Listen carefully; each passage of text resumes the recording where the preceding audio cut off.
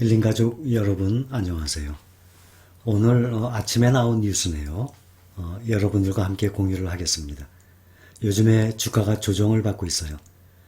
증시 변동성이 있으니까 변동성이 커지니까 안전하게 대장주에 다들 매수를 하고 있습니다. 성장성보다 하반기 실적이 우선이다 하고 이번에 3분기 삼성전자 실적이 기대가 됩니다. 한 주간에 삼성전자를 무려 5천억 원 가까이 매수를 했어요. 해외에서는 테슬라를 팔고 애플을 또 가장 많이 사들였습니다. 국내 종목은 삼성전자를 가장 많이 샀고 미국의 종목은 애플을 가장 많이 매수했습니다. 9월 21일부터 25일 동안 한 주간 순매수 상위 종목을 보니까 삼성전자가 월등히 1등입니다. 그 다음이 현대차, 그 다음이 신풍제약, 삼성전자 우선주, 삼성바이오로직스, 1위부터 5위까지 삼성 계열이 세 가지가 종목이 들어가 있습니다. 또 7일부터 11일까지는 테슬라를 많이 샀는데 14일부터 18일까지는 월등히 애플을 많이 매수했네요. 그 다음 며칠 전부터는 지난주에는 오히려 테슬라를 매도를 했어요. 그 다음에 애플을 많이 담았습니다. 지난 한 주간에 코스피 지수가 4.6% 빠지면서 부진했지만 개인 투자자들의 매수는 계속 이어졌습니다. 다만 투자자들의 매수 성향이 바뀌었어요. 국내 시장에서는 삼성, 해외 시장에서는 애플 순매수가 규모 크게 늘었습니다. 실적보다는 성장 가능성에 가치를 두던 국내 투자자들은 최근 증시 변동성이 커지니까 실적도 어느 정도 보장되는 믿을 만한 그러한 종목에 투자하고 있는 것으로 풀이됩니다. 그 중에 가장 믿을 만한 그러한 투자할 수 있는 종목은 당연히 삼성전자죠. 또 반도체 업황이 회복 전망에 하반기 호실적이 기대가 되고 있습니다. 또한 애플도 다음 달에 신제품 출시 기대감으로 하반기 실적 호전이 전망되고 있습니다. 애플이야 세계에서 1등 되는 1등 종목 아니겠습니까? 전문가들도 최근에 일부 성장주에 대한 과열과 쏠림 현상이 높아졌기 때문에 균형 잡힌 포트폴리오를 추구하는 게 바람직하다고 보고 있다고 합니다. 다만 투자 가치를 따질 때는 당장의 실적뿐만 아니라 성장 가능성 당연히 염두에 둬야죠. 특히 이번에 코로나 이후에 지속 성장이 가능한 기업을 선별하는 게 당연히 중요합니다. 한 주 전에만 해도 개인 투자자들은 네이버, 카카오 이러한 인터넷주를 주로 투자를 했어요. 그런데 결과를 보니까 이번에 조정을 받느라고 손해를 좀 봤습니다. 네이버는 약 2천억 원어치, 카카오는 800억 원어치를 순매수했습니다. 네이버 12개월 선행 주가 수익 비율 PER이라고 합니다. 이게 가장 중요하거든요. 이게 높을수록 주가가 거품, 과평가되어 있다는 뜻이에요. 네이버는 45배, 카카오는 59배. 엄청나죠? 오히려 애플보다도 높습니다. 그렇게 얘기하면 테슬라 있죠? 테슬라는 PER, 퍼가 1000배예요. 1000배라면 이건 상상을 초월입니다. 삼성전자가 겨우 10몇 배밖에 안 되거든요. 12배에서 18배 왔다 갔다 합니다. 말씀드렸죠? 그 다음에 대만의 그 회사 있지 않습니까?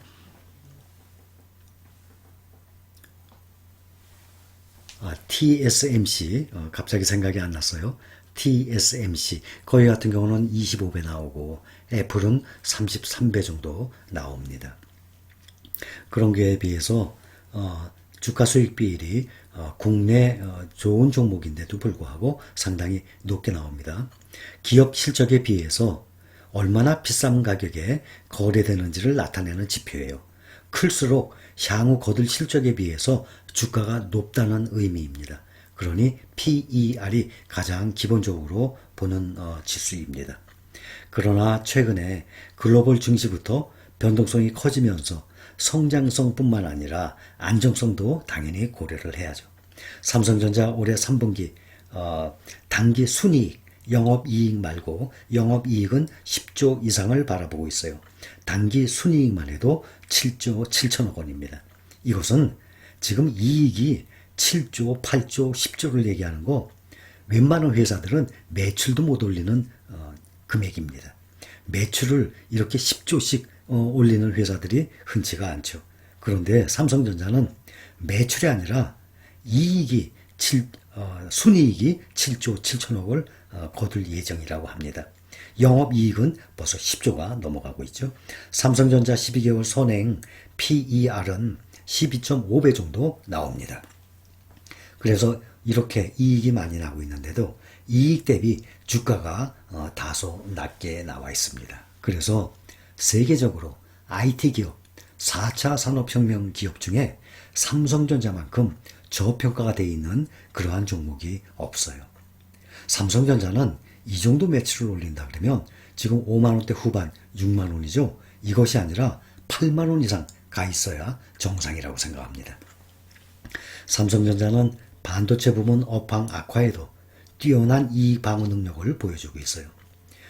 종합 반도체 기업으로서 경쟁력에 더해서 스마트폰 수출량이 상당히 많이 늘었습니다. 그래서 앞으로 실적 개선이 본격화될 전망이라고 합니다. 또 해외 투자 흐름도 달라졌습니다. 테슬라 주식을 사모으던 국내 투자자들은 다시 애플에 눈을 돌렸어요. 하반기 신제품 출시 예고되어 있습니다. 지난 한 주간 애플 주식은 약 7천만 달러어치를 사들였어요. 반면에 테슬라 주식은 1,400만 달러어치를 순매도를 했습니다. 전문가들도 증시 변동성이 커진 만큼 안정적인 기초 체력을 가진 기업에 주목할 필요가 있다고 보고 있어요. 항상 위험하거나 또 변동성이 있거나 그럴 때는 당연히 가장 1등 주식을 찾게 되어 있습니다. 그동안은 우리나라 개인 투자자들이 이렇게 우량주 또 삼성전자 이런 것보다는 뭐 테마주라든지 급등주라든지 코스닥에 또 싼 종목들 이런 데에 많이 투자를 해왔었어요.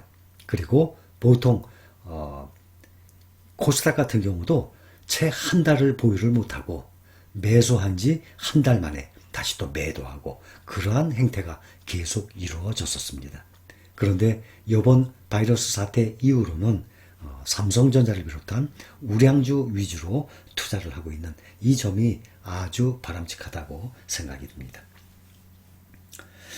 삼성전자 같은 경우 3분기 실적뿐만 아니라 내년 이후의 실적 방향성 아주 유망하다고 생각이 듭니다. 또 미국에서 화웨이 제재를 했죠. 또 그때부터 반사이익을 앞으로 계속 볼 겁니다. 반화웨이 움직임의 스마트폰과 통신장비 5G 장비가 화웨이가 세계 1등이거든요. 삼성전자는 4등이에요. 그런데 미국에서 이제 제재를 시작해서 화웨이가 그 5G 시장이나 또 핸드폰, 휴대폰 시장에서 많이 몰락을 할 것입니다. 삼성전자는 앞으로 점유율을 점점 더 넓힐 것으로 예상이 됩니다. 거기다가 또 중국의 SMIC라는 반도체 회사 또 제재 시작을 했지 않습니까? 그렇기 때문에 앞으로 삼성전자는 앞으로 매출 올라갈 일만 남았다고 생각이 듭니다. 메모리 가격이 하락이 좀 됐어요. 그런데도 불구하고 이익 상승이 예상이 됩니다. 삼성전자의 반도체 부문 영업이익이 5조 5천억을 기록할 것으로 추정이 됩니다.